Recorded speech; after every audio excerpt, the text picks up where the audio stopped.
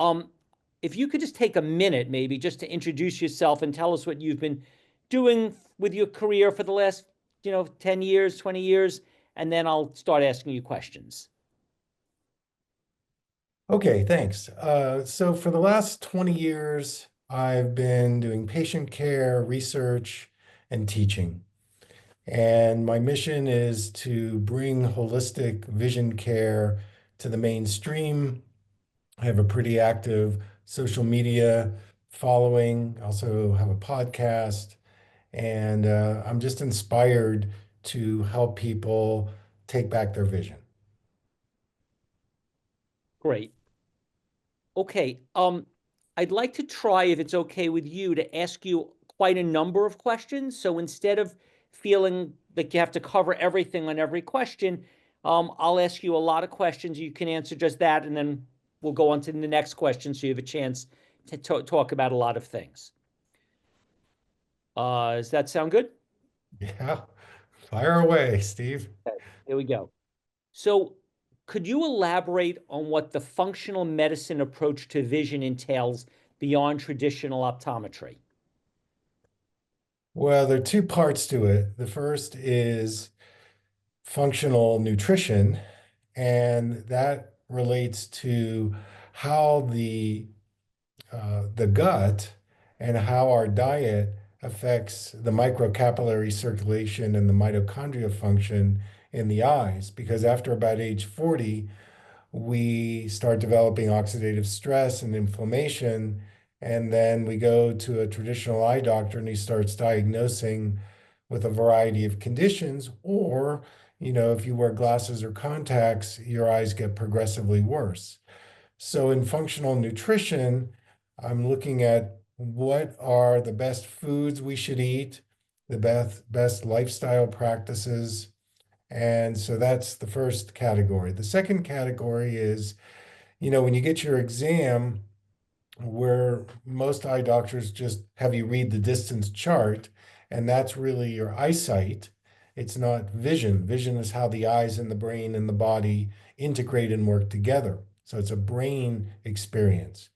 So, how you use your eyes functionally affects the structure anatomy of the eyes eventually. So, if you're in a repetitive state of movement with your eyes and vision, or you're wearing glasses or contacts that perpetuate or reinforce a weakness, then it just gets worse and worse. So, in functional vision therapy, what I've developed is a way to help re-educate the habits and bring people to a better space around their vision functionally, and this reverses the structural deterioration. Thank you. You've seen improvements in cataracts and macular degeneration with nutritional changes. What are the foundational dietary recommendations you typically make? Well, number one is eliminating moderate to high glycemic index sugars. Number two is reducing inflammatory foods and, the bad fats. And then number three is to protect yourself from the damaging blue light emitted from our screens. And using iridology, analyzing the patterns of the iris, we can look at your constitutional type to see whether or not,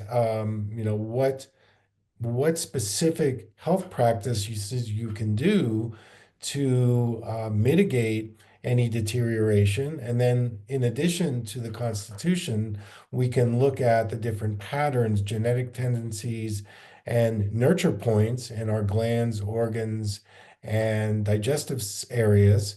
And then we can really fine tune and pinpoint what foods you should eat, what lifestyle changes you should make, and in all of the cases, I recommend boosting mitochondria function in the eye, either through red light therapy. You could also do methylene blue, which is kind of it kind of amplifies the red light therapy.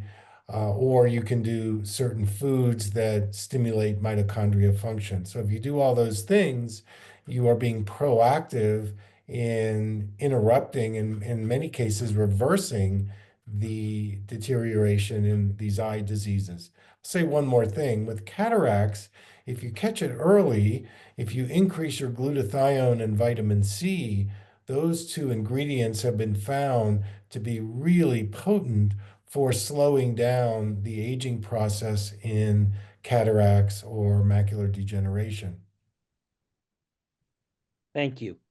Could you explain the importance of carotenoids like lutein and zeaxanthin for maintaining macular and lens health? Sure. So the carotenoids help protect the macula by creating kind of like a similar metaphor would be like wearing sunglasses. So it deflects the damaging blue light. Now, if you've had cataract surgery, the intraocular lenses don't even have any blue protection in them. So this is where lutein and zeaxanthin become even more important. Now, dosage on a daily basis, you should be doing about 16 milligrams of lutein and about 4 to 6 milligrams of zeaxanthin daily. Couple things though, these are fat soluble vitamins, so you want to make sure your liver gallbladder are working well because you can be either taking the supplements or eating the rainbow vegetables. But if you're not absorbing the fat soluble vitamins because the liver gallbladder is not working are not working well, then what's the point? So you've got to make sure your liver gallbladder are working properly so you can absorb them. There's one other one that you haven't mentioned, but I think I should mention it. It's called astaxanthin. So astaxanthin is a third carotenoid. It's actually a marine carotenoid.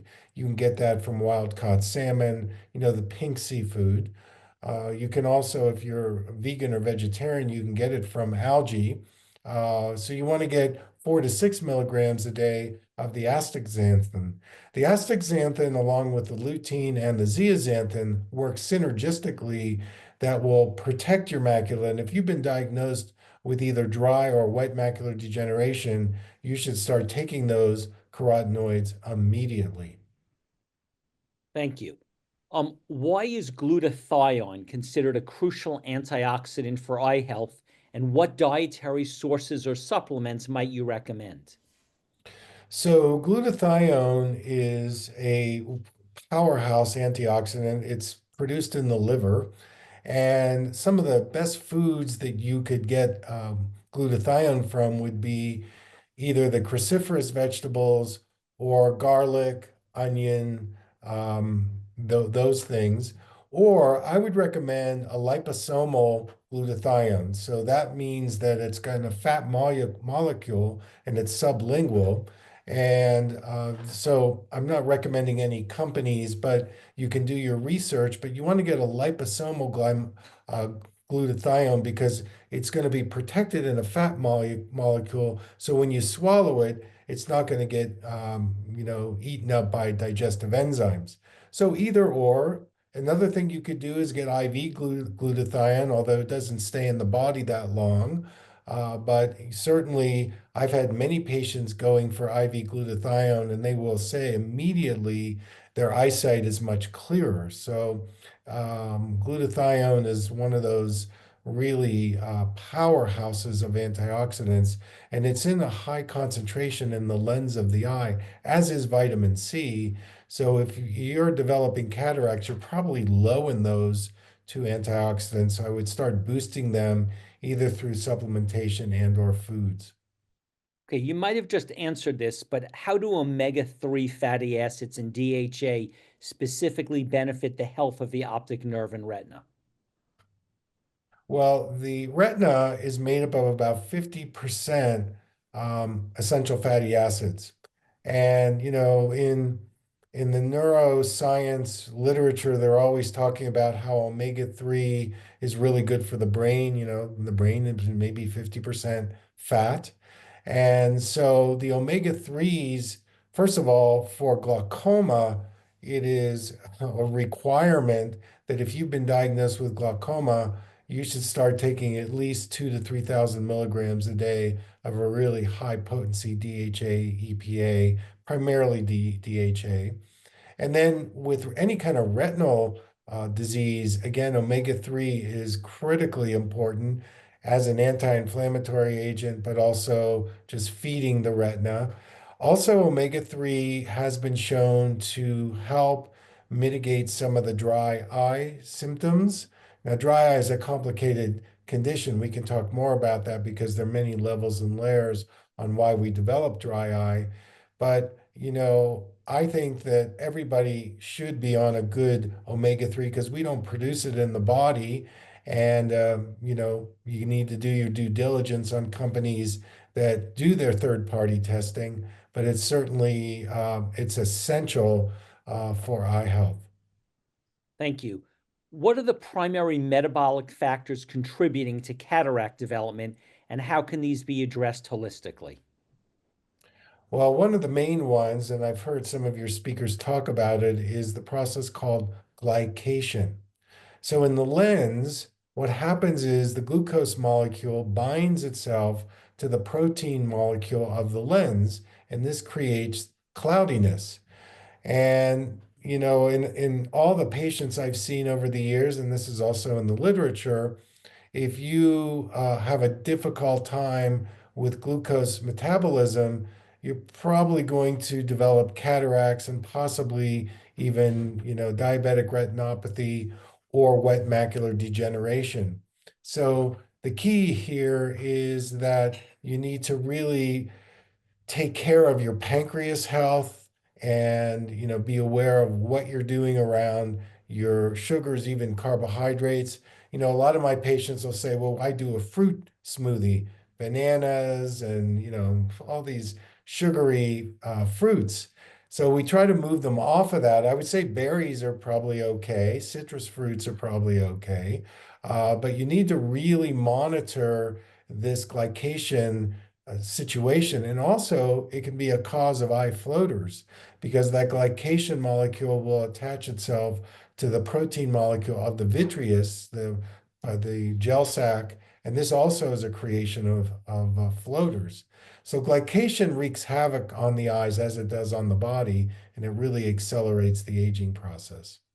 So we've had a lot of speakers talk about diet, and we've asked them a lot of questions. When it comes to supposedly healthy fats, meaning raw seeds, nuts, raw organic seeds, nuts, avocados, olives, um, those four things, that's question one. And then question two would be olive oil, hemp oil, flax oil. So question one, seeds, nuts, olives, avocados. Question two, supposedly healthy oils such as hemp, flax, olive. How do these affect eye health? Well, it's obvious, big time. When we do seeds and nuts, again, I like to do dehydrated and organic if possible. Chia seeds are a great source of omega-3, and of course, walnuts.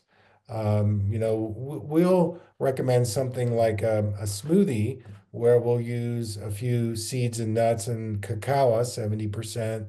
And that's a nice way to get your fats and all the great stuff that's in cacao. Avocados, you've got lutein in avocados, which is great. And when I travel, I always bring an avocado on the plane, and that's one of my snacks. And in terms of the fats, 3, 6, and 9. Again, I've heard some of your speakers talk about how we get too much 6 or 9, not enough 3. I think it's a balancing act, but I love things like, organic olive oil, hemp seed oil. I mean, it's all moderation and high quality. So I don't think we get enough fats and oils in our diet. I think it's one of the areas that we forget about, or we're eating fats that aren't really high quality, which are going to accelerate oxidative stress and inflammation. So I'm with most of your speakers around we need more healthy fats, 3, 6, and 9. And you working with a functional medicine doctor that can help fine tune, exactly what you need. But it's essential for your eye health. Okay, thank you. You challenge the idea that vision must deteriorate with age. what are some fundamental strategies to maintain or even improve vision in older adults? Number one, only wear your glasses when you need them. Take them off and go without your glasses in non-demanding and non-threatening situations. Number two, get morning sunlight at least 30 minutes every morning. Number three, limit your screen time. Take frequent breaks if you're on screens, phone, tablet, or computer. Number four, uh, your lifestyle is such where you want to get out into nature and get away from the EMFs because that actually affects your eyes. And number six, uh, heal your emotional health because emotions definitely have an effect on the eyes. And number seven, cultivate your liver, gallbladder, thyroid, and pancreas health. And we see this again in our iridology readings, and we can tell if there's, genetic tendencies or nurture points. But, doing a liver cleanse once or twice a year is awesome for clearing up your eyesight and reversing the aging in your eyes. What just a 30-second, what's your version of a liver cleanse? Well, a simple one is get some warm lemon water in the morning, add bitter green vegetables to your salads, for lunch. And before bed, put a drop or two of castor oil on your liver and put a heating pad or a hot cloth over it for 10 or 15 minutes, which is like a castor oil pack. Those are really simple practices for supporting liver health. Okay. Um, so the next question, I guess, is the question is, what are the specific mechanisms by which blue light from digital devices can be damaging to the retina and contribute to macular issues? But let's just the term blue light was not a term we were using 10 years ago. It wasn't a term that most people even heard 5 years ago. And now all of a sudden, not all of a sudden, but we're hearing people say that blue light is an issue and you need special blue light blocker glasses. What is blue light? Why is it a concern? What should we do? Not all blue light is bad, but if you look at the nanometers between 405 and 455, that is a chaotic blue wavelength. And when that blue wavelength touches your eyes, it creates dryness. It also can, over time, create eye strain or um, eye fatigue. And so, in the short answer is that when you expose yourself to the 405 to 455, you're setting yourself up to have this, I call it a neurotoxin that's coming into your eyes. Now, the French government did a 400-page paper on the ill effects of blue light from children to adults. In the US, and I just attended a conference, it was a mainstream allopathic eye conference. They did not really think blue light has some, issues. However, blue light definitely is going to affect your pineal gland. It tricks the melatonin, and it can create sleep problems. The thing with blue blocking glasses is that it's in the marketplace. So there's a lot of predatory uh, products out there that say, they do this and they do that. Even the best blue blocking glasses only cut out about 30% of the blue light. So it's not 100%. That's where you have to take your carotenoids. You have to, get out in the natural sunlight.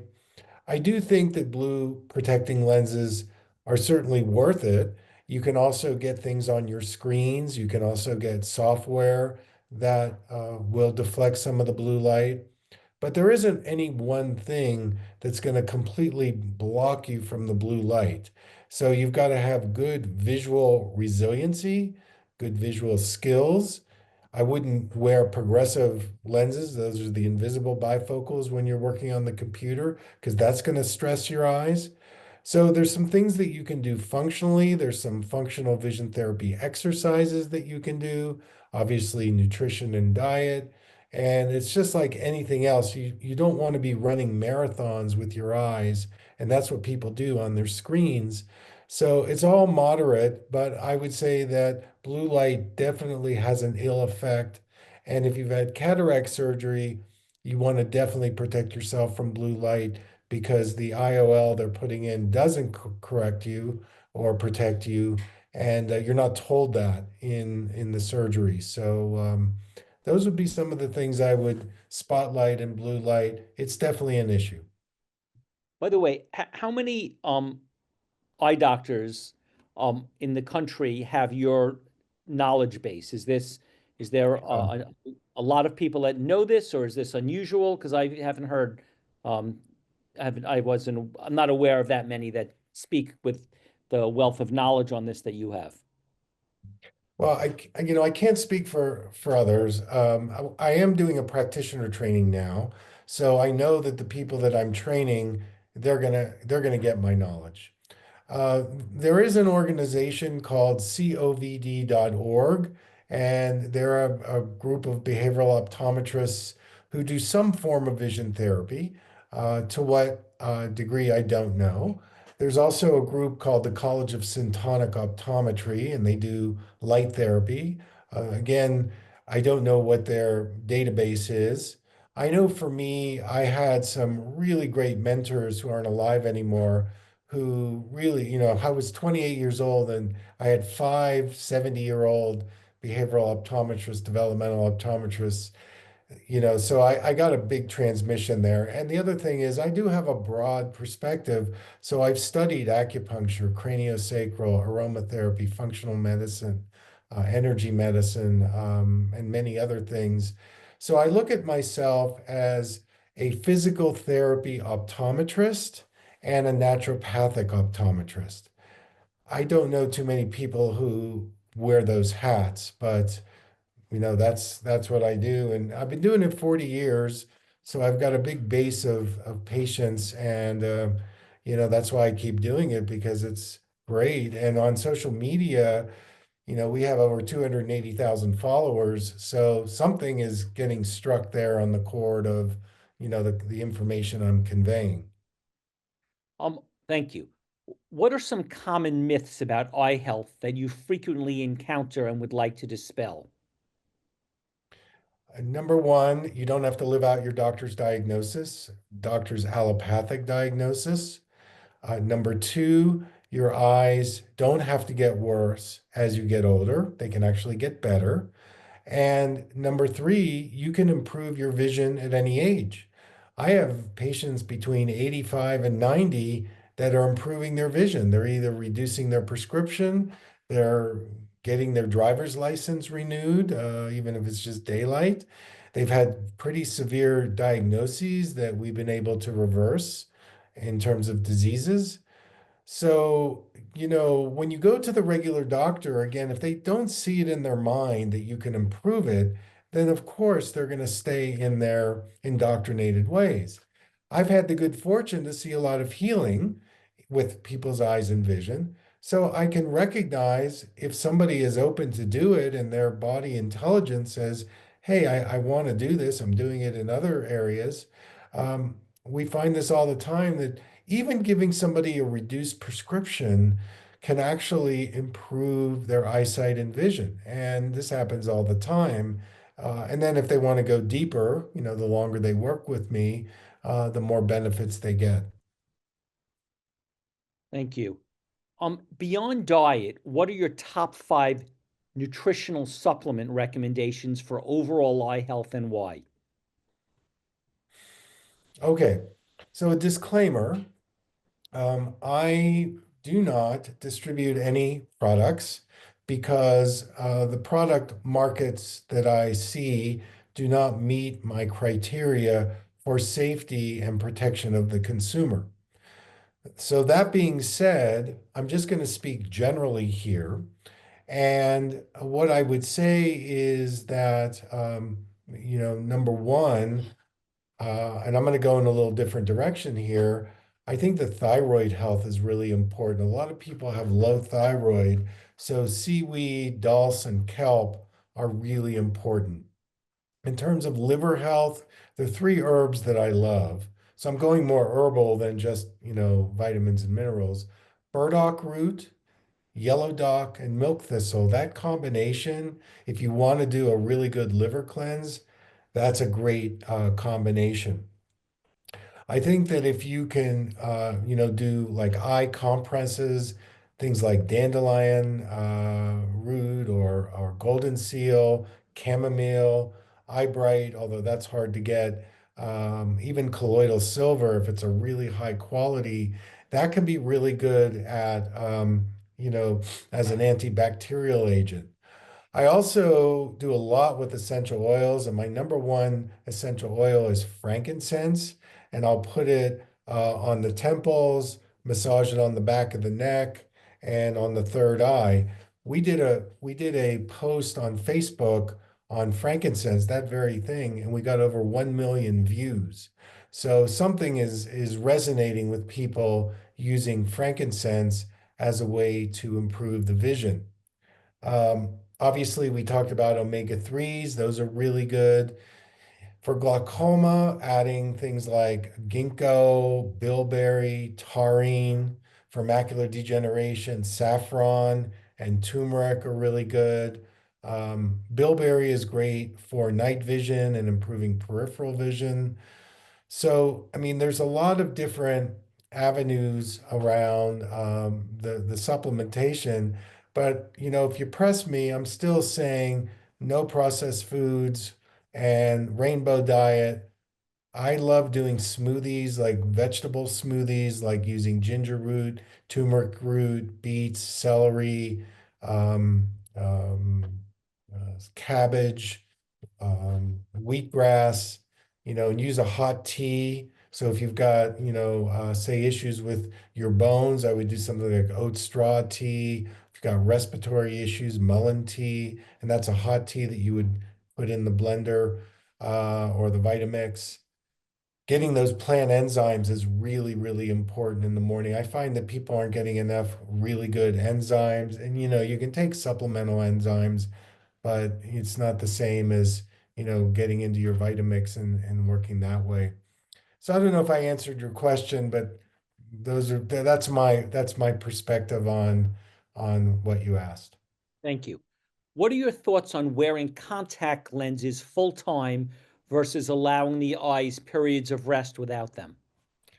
Well, I definitely think contacts are great part-time, sports and social. You don't want to, for nearsightedness, you don't want to get overcorrected for distance with contacts because then you're going to need reading glasses over the contacts. So tell your doctor you want to be a little bit undercorrected for distance and nearsightedness. In farsightedness, if you wear contacts, again, you don't want to wear something so highly magnified because then you're going to lose your distance. And you don't want to do monovision where you're correcting one eye for distance and one eye for near. And then wearing the contacts part-time is a good strategy because what happens is when we wear contacts full-time, we get a false sense that our eyes are really good. And that's the farthest thing from the truth. That's what's great about the glasses, because you can take them off in certain instances. You get to allow your system to relax. And your point is well taken around the contacts because it can create a dryness. It can affect the ocular microbiome. That's right, we do have a microbiome. And so taking the lenses off, allowing your eyes to breathe, and just being moderate when you wear the contacts, I think they're a great optical system to use.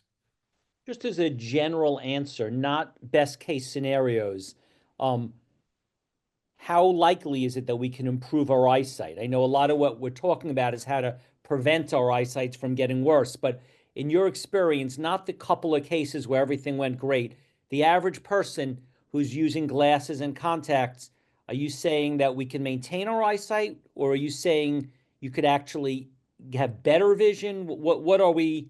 What is your experience been? So who's the population? Is it in this conference or is it more in the general mainstream where they're not in this conference? Who are you targeting here? a motivated person that was saying I'd be very interested in improving my Okay.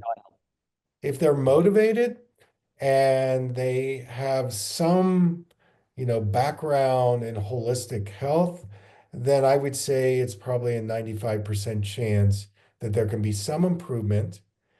And what I see with people when they take that on, the release around them actually experiencing the improvement reduces their stress by about 250%. And I see it all the time. Like people come in, I don't know exactly what you do. I've heard good things. I'm interested. My mindset is I want to improve it. Great. Then I can at least give them three things that they will experience some level of improvement, and the stress release that they get from that is profound. Thank you. Um, Tell me or tell us about LASIK or the equivalent of LASIK, what it is, how well it works, if there are side effects, and also for someone who's already undergone LASIK and is experiencing returning vision issues, what holistic strategies you might recommend. So LASIK is a refractive surgery in a long line of refractive surgeries. It used to be called PRK back in the day. Basically, what the surgeon does is he's changing the shape of the eyeball, the front of the eyeball, to reduce the prescription in the eye. Now, one of the sayings we have in our practice is it's not the eye that causes the prescription, it's the programming behind the eyes that causes the prescription.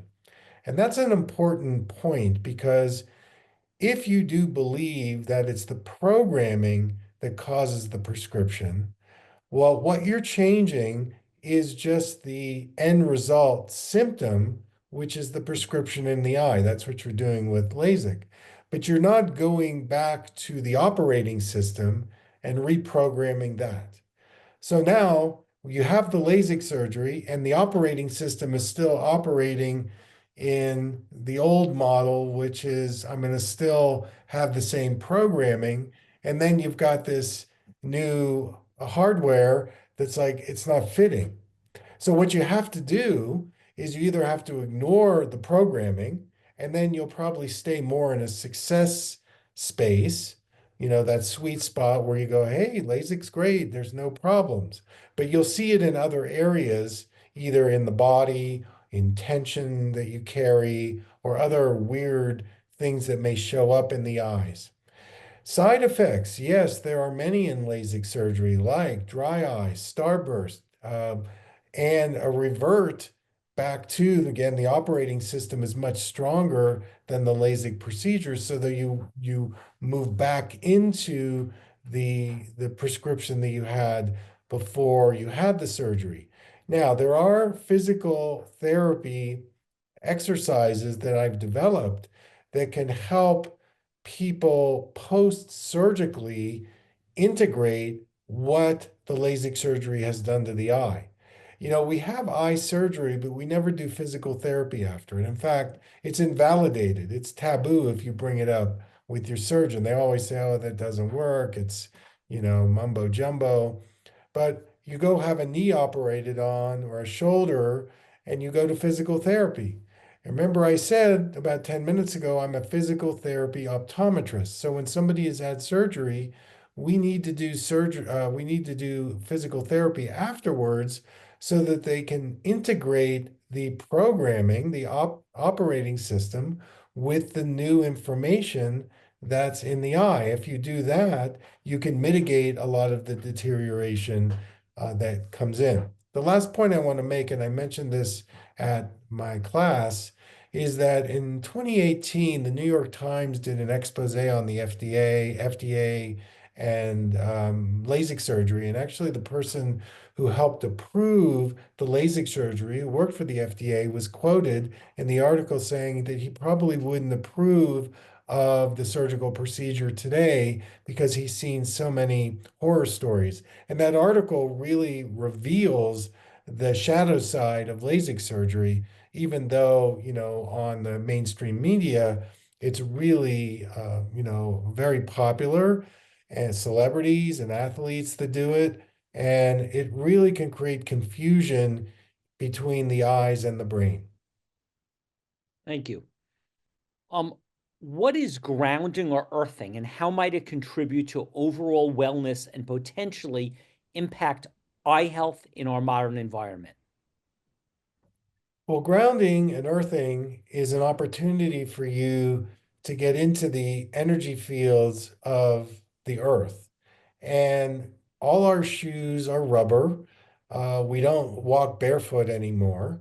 And we're spending all of our time either in cars or cement. We're not in nature. And so the EMFs build up.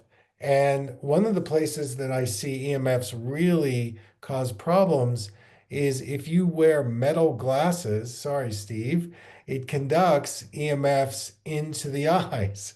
So you want to go more with a plastic frame and taking your lenses off. We use grounding, but we have mats that you can, actually put your feet on when you're working on the computer. We also have it on our massage table when I'm doing craniosacral. You can even put a grounding mat on your bed if you want to. So it kind of depends on your environment. I mean, if you live in a city where there's a lot of wireless and you can't get yourself into a barefoot place in nature, then I would definitely get grounding and earthing in your apartment or your house.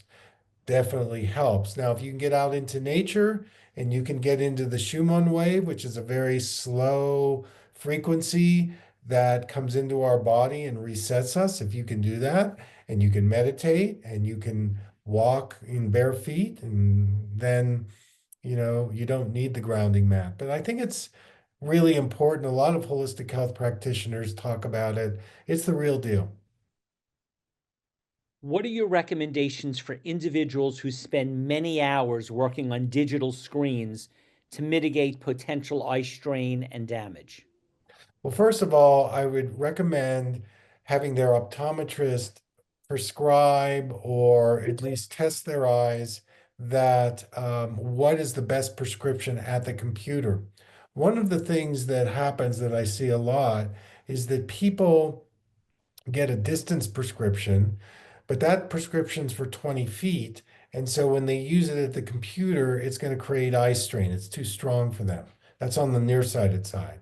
On the farsighted side, if you're wearing reading glasses, like when you look at your phone, that magnification is going to be too strong for you at the computer, so that you want to get a weaker magnification lens at the screen distance.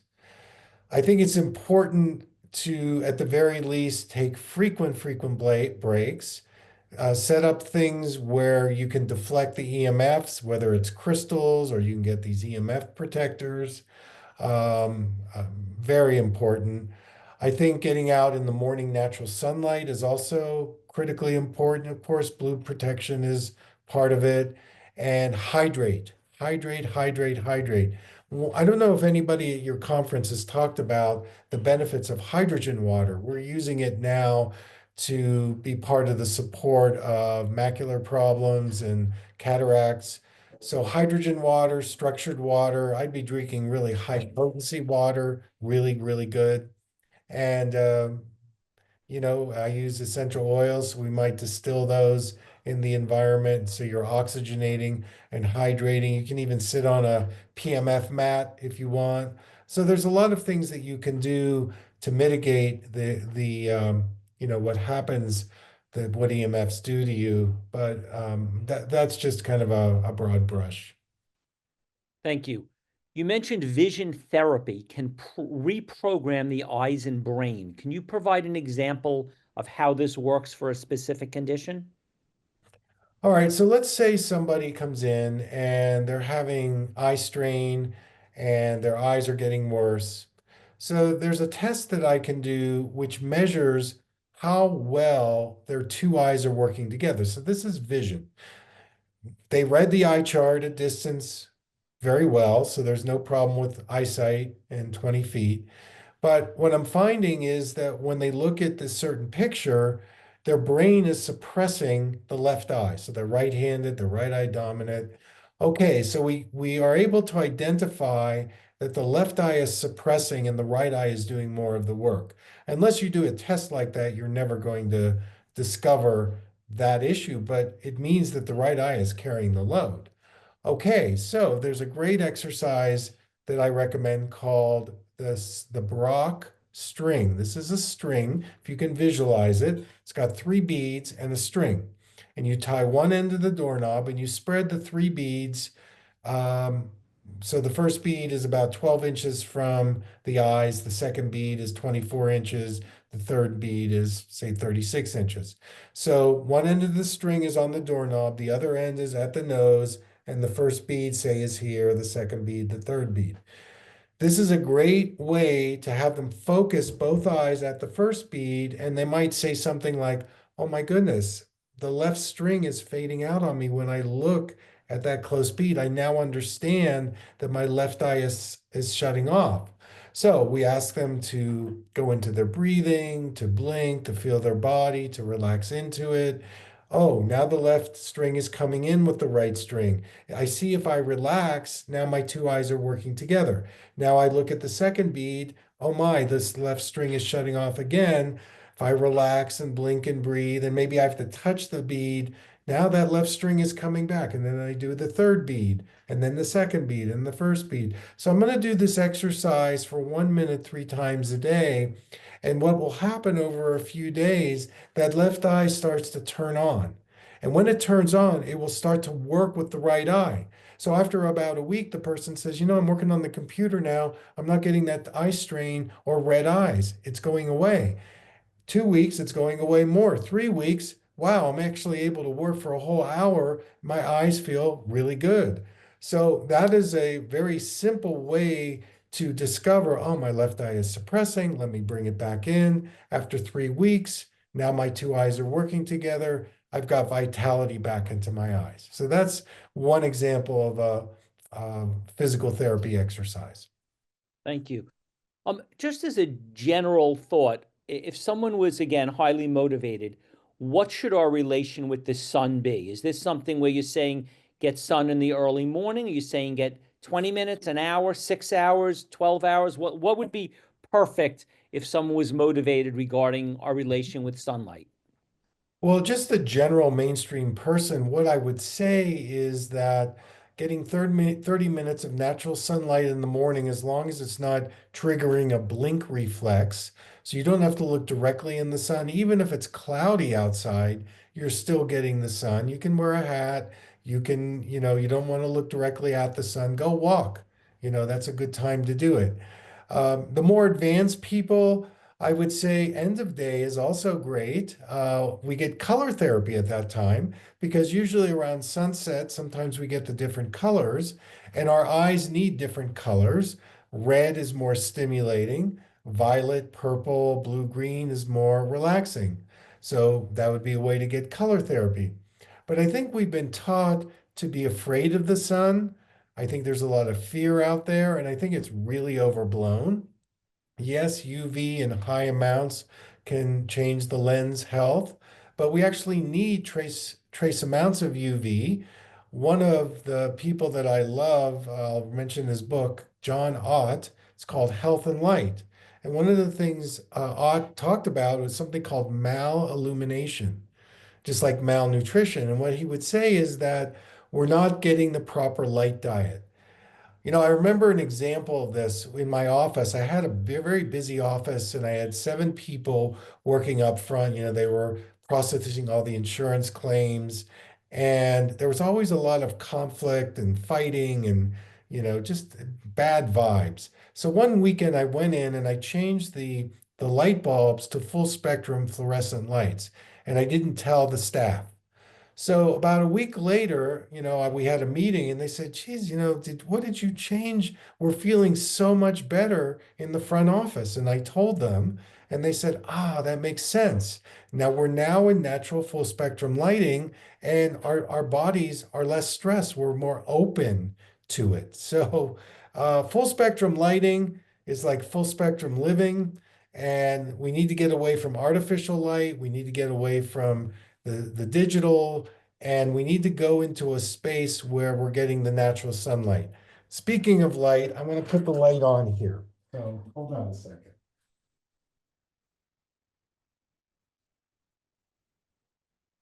Thank you. Okay, next question. So just to be clear, so if I, is it dangerous to be outside too much? Like, is it bad if you're a gardener and you spend all day outside? Is that a good thing or a bad thing for your eyes? Well, if I was a gardener, a forest ranger, or a lifeguard, I would certainly be investing in a good pair of sunglasses. And a lot of it depends on my skin health, how sensitive I am to the sun. I think using sunglasses is actually a really good thing. I think you want to get a good neutral brown or neutral gray, pay a little bit more and get a high quality sun lens. But again, we're talking moderation. You get that natural light in the morning, 30 minutes. I know for me, I like to hike. So sometimes today I was hiking with my dog, and for part of the time I was wearing sunglasses because I was right in the sun. And then we were up at a stream playing up there, and the sun was indirect. So I took my sunglasses off. I do a lot of skiing. I ski up in Taos and I wear sunglasses. I go out in the ocean and I wear sunglasses. There's nothing wrong with that. I think what it is you need to feel your body and give your eyes and your body what it wants. Talk to your eyes. If it's too bright, it's perfectly fine to wear sunglasses. If you're driving into the sun, wear sunglasses. Now, where you are, the sun isn't quite as extreme as where we are in the desert Southwest. So I might wear sunglasses a little more than, say, where you are. But if you're sensitive, protect yourself. There's nothing wrong with that. But the fear part of it changes the neurochemicals in the brain, and that's where the issue comes in. I want to have good levels of serotonin, dopamine, and oxytocin. I want to embrace the sun, and I also want to be sensible about it. As soon as I go into my fear, what happens? My cortisol levels go up, my dopamine and serotonin go down. So be aware of what your mind is doing and understand that basically we're heliocentric. We go towards the sun, just like the plants. And then we just have to moderate how much and how long. And if we every day want to take a 3 or 4 hour walk outside, we seem to like the sun. We don't really want to wear Mhm. sunglasses. Are you Mhm. comfortable or are we doing damage to our eyes? Yeah, we're comfortable with that. We're comfortable with that. And you know what? You can always check in with your eye doctor and eye health, see what's going on with your macular health and your lens. I'd recommend routine exams so you can monitor that. So if you start developing a cataract, you can go, okay, why is that? Is it because of the sun? Is it because of my sugar? So, I think it's really important to check in and go to your doctor, whoever that is, and just get a baseline on what is going on in your health. I know a lot about health. I know a lot about nutrition, but I do not prescribe for myself. I go to doctors and they tell me what I need. So I am not an ego about that saying, well, I know. I go to people because I don't know what I need. Okay. What should we do? Thank you. What should we do? What is your best recommendation about the light bulbs in our house? Well, I think we've got the LED conversation, and that's the blue light. I would say in as many cases as you can, get full spectrum lighting. Kind of depends again, like if you're in an apartment and you don't get a lot of natural light, I would probably focus in on getting more full spectrum lighting. That would be my intention.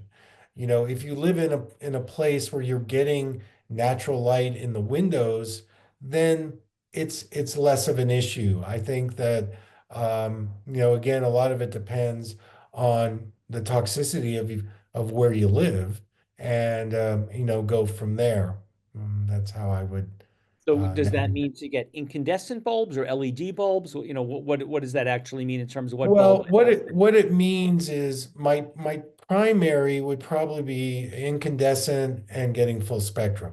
There's things called the OT lights. You can go online and now they've got a lot of different full spectrum lights.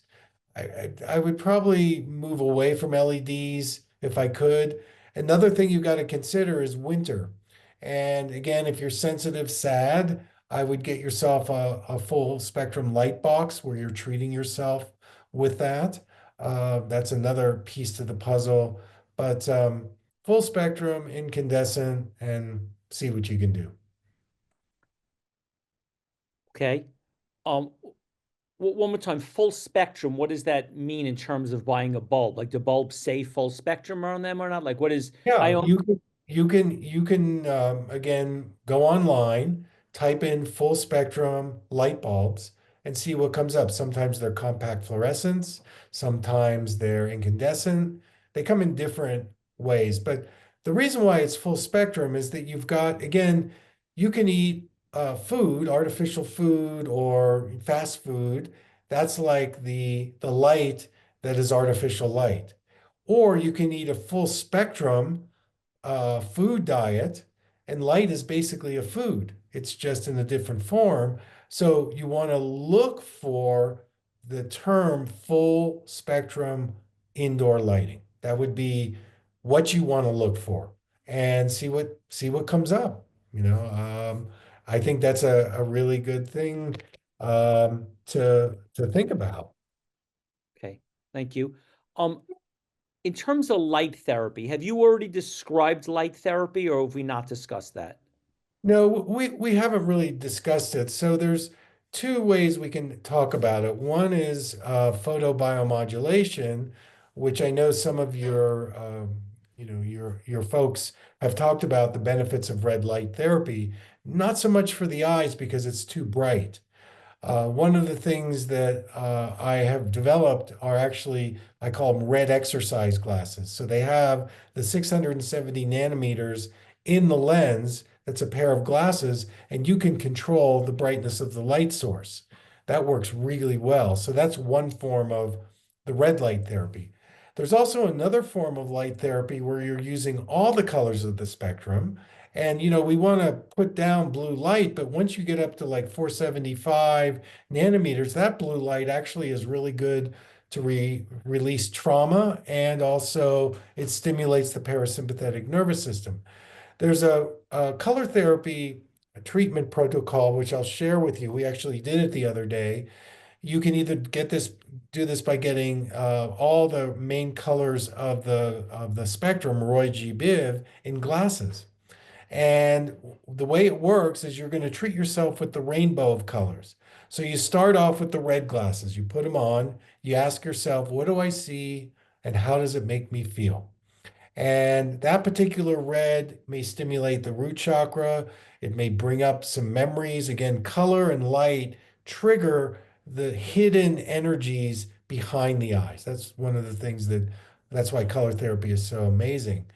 You wear that for 2 minutes, take that off, then you put the orange on. Same thing. What do I see? What do I feel? And the feeling, the emotion is very important to connect to it.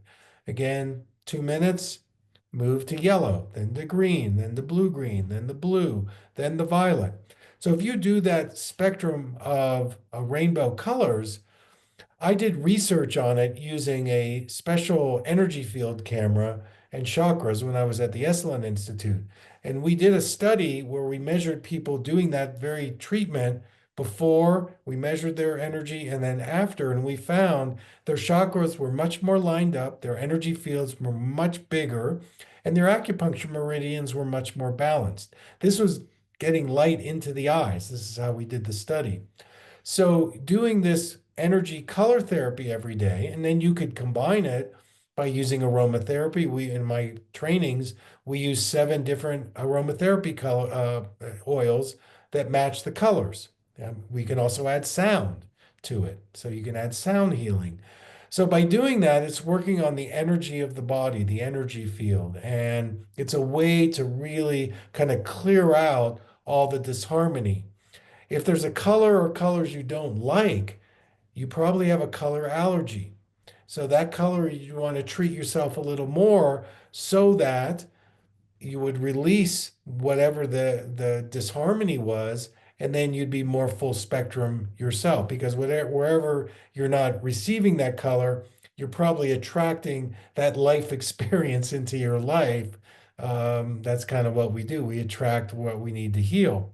So the color therapy in that way works really, really well. And again, you can get these glasses on Amazon, or you can look for a rainbow color machine. It's wonderful. You can also do it with each eye separately. You can also intuitively say, "Oh, I think I need green today." So you could do 10 minutes of that. If you're in eye pain or you're dealing with traumatic brain injury, I would do a blue or blue-green. That helps reduce trauma. If you're low energy or you want to cleanse your liver, I would do a yellow or yellow-green or an orange. So, you can work with it intuitively. You can do all the colors. You can start with the indigo violet and work your way back to the red if you want. 30-day challenge. Do it for 30 days, and you will see differences in your vision, your awareness, your consciousness, and it's a really cool way to balance your health. Thank you. Your lecture title, The Eyes Never Lie, suggests a strong link between vision and overall health. In your experience, what is one of the most surprising systemic conditions you've identified through an eye examination?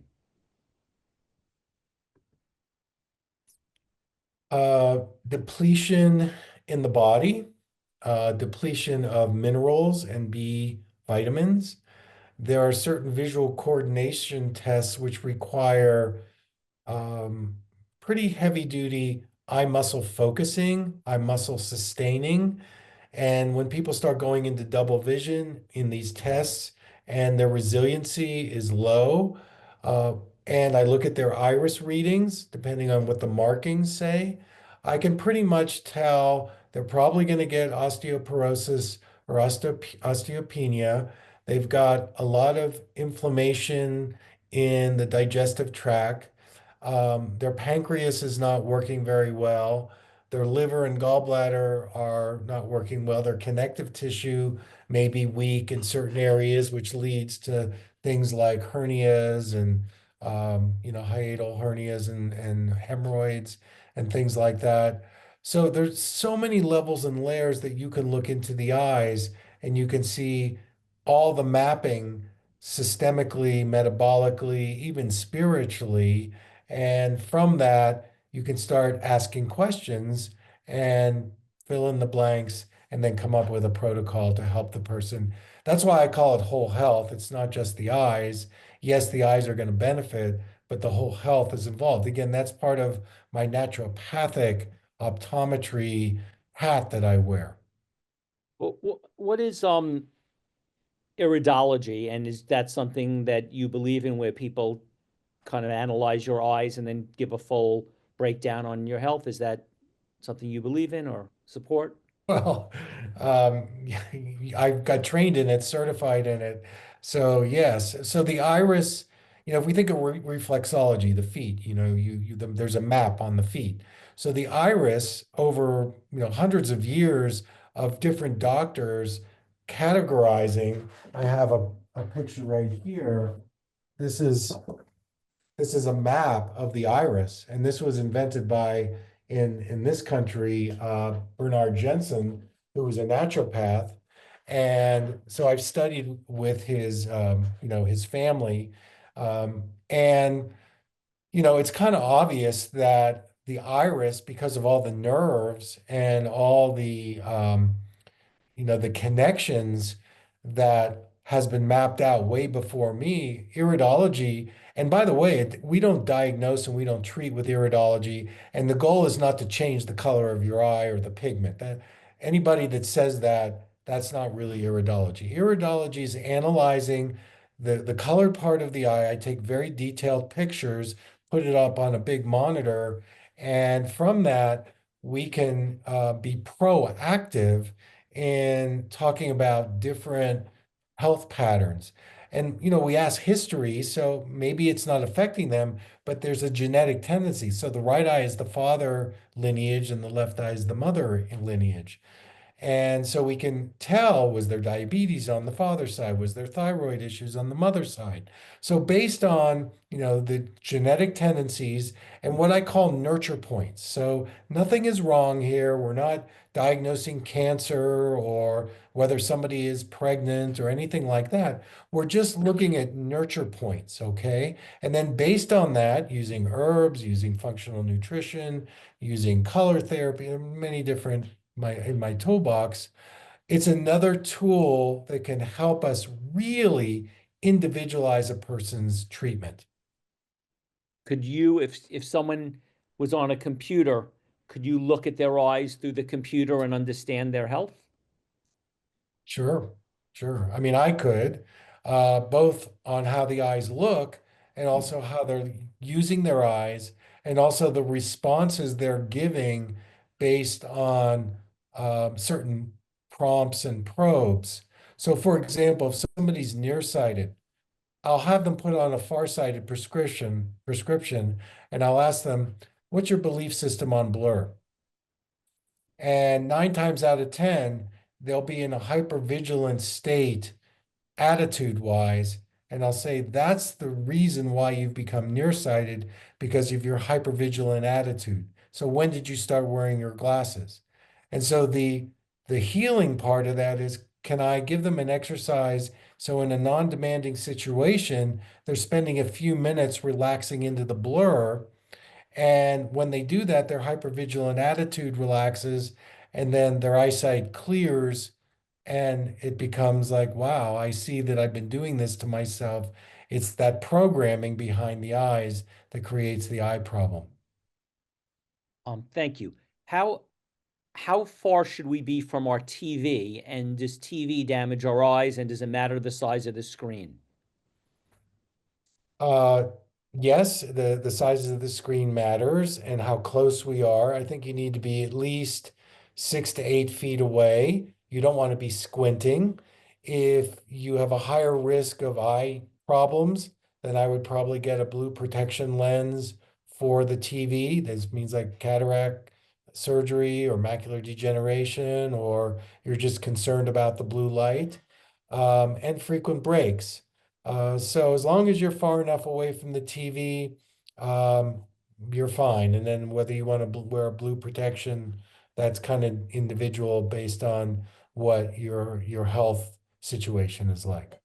And what if we have these new large 75, 85-inch TVs? Does that concern you? It depends on how close we are to the TV, but yeah, I mean, you've got EMFs, you've got blue light. So you need to protect yourself by sitting farther away from it. So you're not as bombarded by the energy that comes off those. I mean, the way you could check it is get yourself an EMF measurer and just see what's coming off the screens, and that'll tell you. Okay, thank you. Okay, so Dr. Byrne, why don't you share your overall final summarizing thoughts of what you want to share with us or leave with us regarding eye health, and then also how we could stay in touch with you. Do you have a website, books? Do you do consultations? What's the best way to follow up? Okay, so the first thing is that if an eye problem comes up and you go to your family eye doctor, definitely take somebody with you as a witness so that they can take notes, because it's going to be a scary situation whenever we have some health issue come up. And whatever they say, you want to make sure that the overall goal would be, okay, my mindset is, I believe in mind body medicine. I believe in holistic health. So, can my doctor give me something in that genre to help me with that? Now, if they cannot do that, then the best case scenario is you get the information and you go, okay, I'm going to start working on this. So, on my website, drsamberne.com, I have over, I would say, 400 free videos. Okay. And if you go to learn, the drop down menu, and you click on podcasts, for example. Okay. You see the categories. You can scroll on that and click on anything that you would like, and that will take you to video blogs, written blogs, podcasts, and that's all free. I don't charge for that. Now, if you want more exclusive content, what you can do is you can go to my membership site. So I guess if you click on Dr. Berne again, okay, see where it says join membership? So that I set up for people where that's exclusive content. It's not on social media. I'm creating new stuff every day. And, join our community. I have a practitioner side and I also have just a layperson side. You can get 7 days free before you have to commit. You can quit at any time. My customer service is really good, so if you have any problems, we're very honest. Whatever you need, we'll help you with. So that would be another way you could connect with me. And the third way is that if you want to do a private session, even if it's on Zoom, you can. Usually, what I recommend is sending some eye records to me, and then I can look at those, and then we can do a Zoom appointment. And of course, if you're local and you want to travel here, we can do that as well. Last thing, if you're any kind of a practitioner, I'm doing practitioner trainings now, and you don't need to be an optometrist or ophthalmologist. You're just going to be more of a coach, and we gear it towards what your professional background is: massage therapy, occupational therapy, naturopathy, acupuncture, whatever. I need to share this information. I'm on the shady side of the mountain. I'm not going to be here forever. I need to pass this information on to health practitioners. The eye doctors aren't interested, so this is why I'm going this route. So you got lots of ways. I'm also on Facebook, Instagram, TikTok, and YouTube. So I put out a podcast once a week. Been doing that a long time. So lots of ways to get a hold of me. Well, that Very was good. fantastic, Dr. Byrne. Really Yeah, appreciate you sharing this. I really do feel like we've understand. stumbled on some great information. So, Yeah. Well, thank you. Thanks for what you're doing. Good luck, and wish you a great spring and summer. okay. And if we could unmute everyone so everyone could thank Dr. Byrne themselves. Thank you very Thank much. you. Thank you Thank so you much. very It's much. a great Doctor. honor. Thank Thank you. you. Very Thank you helpful. so It has been